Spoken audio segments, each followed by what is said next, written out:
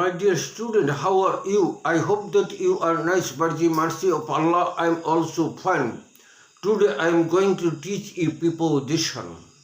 Preposition is an important things to learn English. You have to know the proper use of preposition. If you do not know the proper use of preposition, you cannot develop speaking power, you cannot write something correctly. So you have to know the proper use of preposition. প্রিপোজিশনের সঠিক ব্যবহার জানতে হবে। আজকে আমি যে প্রিপোজিশনগুলি পড়াবো, যারা দুর্বল আছো তাদের কোনো চিন্তার কারণ নাই, অতি সহজে অর্থ না জেনেও প্রিপোজিশন বসাইতে পারবে ইনশাল্লাহ। যদি কোনো শব্দে ডিপেন্ড শব্দটা থাকে, ডিপেন্ড তাহলে ডিপেন্ডের পরে যদি কোনো শূন্যস্থান থাকে প্রিপোজিশন বসাইতে হয়, তাহলে ডিপেন্ড থাকলেই তুমি কি বসবা? অন বসাই দেবা। একদম চোখ মধ্যে ডিপেন্ড থাকলেই তুমি কি বসাই দিবা? অন বসাই দেবা। Depend one. যেমন একটা বাক্য লেখি, we should not depend dash others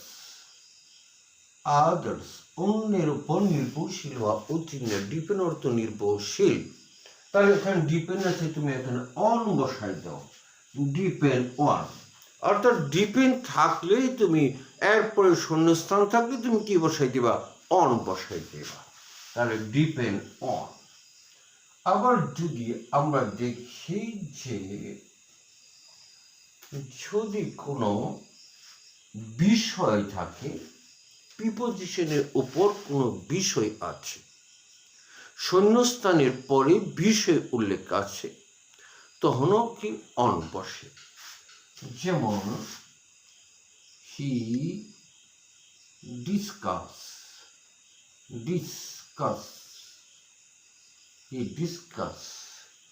dash history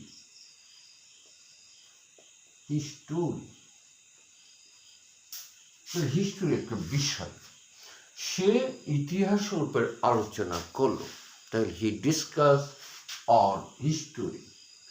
তাহলে কোনো বিষয়ের উপর শূন্যস্থানের পরে যদি কোনো বিষয় থাকে, তাহলে তুমি কি বসবা? অন বসাই যাবে, সোজাসুজি। He discussed one history, he discussed on English. যদি শূন্যস্থানের পরে কি কোনো বিষয় থাকে, যেমন write a paragraph, write a paragraph dash a rainy day,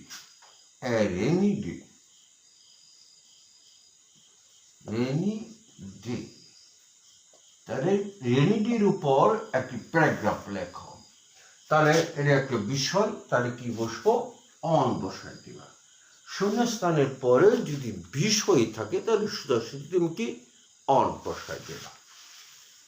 এখন তাহলে আমরা শিখলাম বিষয়ের উপর যদি কোনো শূন্যস্থানের উপর বিষয় থাকে, তার কি?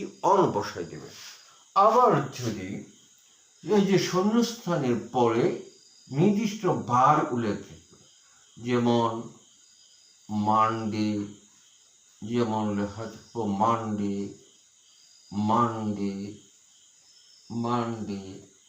সানডে, ফ্রাইডে, এরকম থাকে। ফ্রাইডে, তাহলে নির্দিষ্ট ভার যদি উল্লেখ থাকে, তাহলে তুমি কি বসাই দিবা? অন বসাই দিবা। যেমন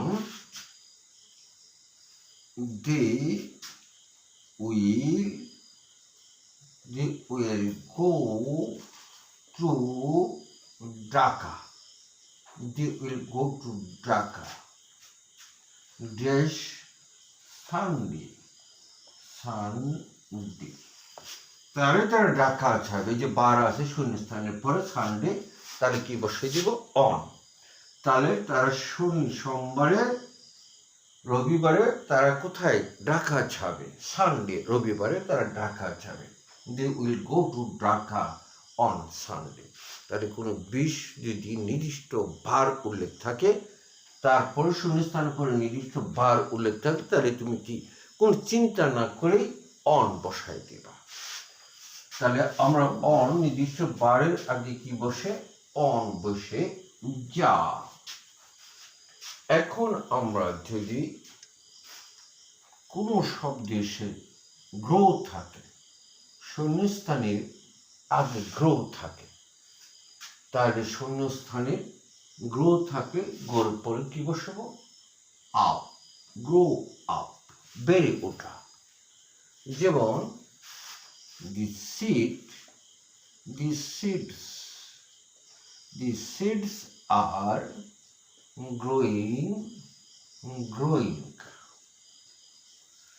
growing less quickly.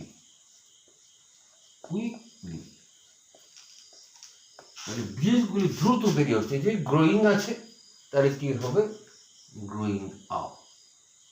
তাহলে গ্রো থাকলেই এরপরে শূন্যস্থান থাকলে তুমি কি বসাবা, আপ বসাই দিবা। গ্রো এর পরে শূন্যস্থান থাকলে তুমি কি বসাই দিবা, আপ বসাই দিতে হবে। আবার যদি gate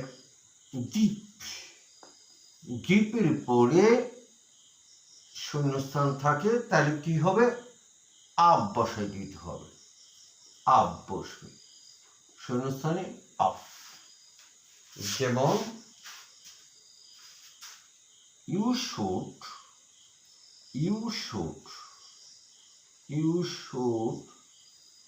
give dash your bad habit।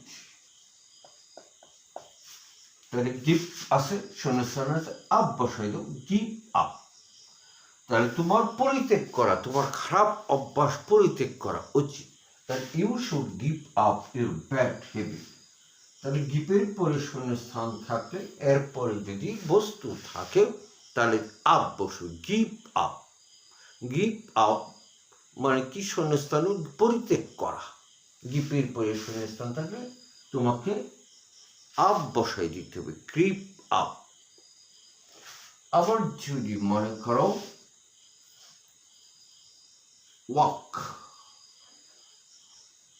walk dash শূন্যস্থানের পরে যদি ফুট থাকে, ফুট, গো কাম এইরকম যদি বার থাকে, তারপরে শূন্যস্থানে যদি ফুট থাকে তাহলে অন বসবে।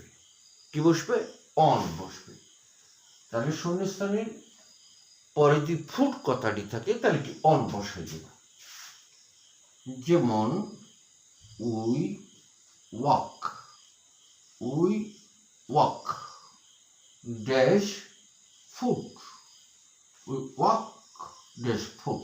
আমরা পায়ে হেঁটে যাই, তাহলে কি বসবে অন। যে ফুট শূন্যস্থানের পরে ফুট আছে তাহলে কি বসাই দিতে হবে, অন বসাই দিতে হবে। আবার যদি কোনো শব্দে শূন্যস্থানের আগে লিপ থাকে, লিপ শূন্যস্থানের আগে লিপ, কিন্তু শূন্যস্থানের পরে যদি কোনো বস্তু থাকে, মানে অবজেক্ট থাকে, কোনো বস্তু বা অবজেক্ট থাকে, তাহলে শূন্যস্থানে কি বসাই দিতে হবে, অন বসাই দিতে হবে। যেমন the cow leaf dash ঘাস। তাহলে গরু ঘাস খায় জীবন ধারণ, তাহলে কি অন বসে। তাহলে লিপের পরে শূন্যস্থানের পরে বস্তু থাকলে কি বসে, অন বসে দিতে হবে। আবার লিপের পরে লিপের যদি শূন্যস্থানের আগে থাকে, শূন্যস্থানের পরে যদি প্লেস থাকে, প্লেস মানে স্থান থাকে, প্লেস থাকে, স্থান,